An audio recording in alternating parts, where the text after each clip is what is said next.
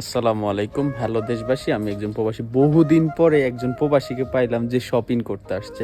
তা আমরা ভাইয়ের সাথে আসলে একটু কথা বলার চেষ্টা করব। আসসালামু আলাইকুম। আসসালাম।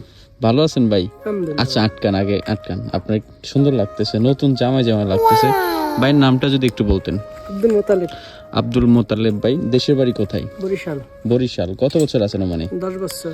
10 বছর আছেন ওমানে। আলহামদুলিল্লাহ। ভিতরে জামা কারণ একটু টাইট হয়ে গেছে। তো এই যে শপিং করতে আসছেন নাকি ভাই?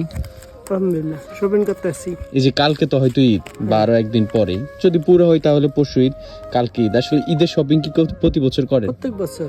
কত টাকা বাজেট থাকে আসলে নিজের জন্য? নিজের জন্য 20 রিয়াল।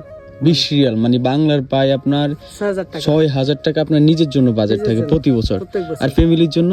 ফ্যামিলির জন্য 20,000 টাকা। 20,000 টাকা। 20,000 এটা কি আসলে প্রতি বছরে হয়? প্রত্যেক বছর। আমরা তো প্রবাসীরা আসলে নিজের জন্য কোনো বাজেট রাখি না, হয়ও না, রাখতে পারেও না ভাই, অনেকে। নিজের জন্য না করলে মনে হয় যে পরে করতে পারে যে আমার তৃপ্তি করা যায় না বাস। মানে আপনার মনে হচ্ছে যে ফ্যামিলিকেও সুখে রাখবো, আমি নিজেও নিজে সুখে সুখে থাকবো। দুইটা মিলে একসাথে একটা সুন্দর পরিবার। এই যে শপিং করতে আসছেন, আসলে এখন কি কি নিবেন আসলে? পাঞ্জাবি নিম, গেঞ্জি লইছি, লুলুতনে 12 রিয়ালের শার্ট লইছি।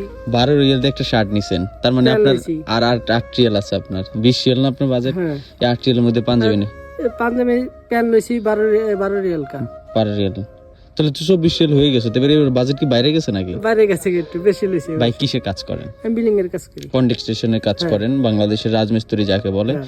কেমন স্যালারি পান আসলে? আমি 210 রিয়াল বেতন পাই। 210 রিয়াল? এত বেশি কেন আসলে? 210 রিয়াল বেতন পাই এটা।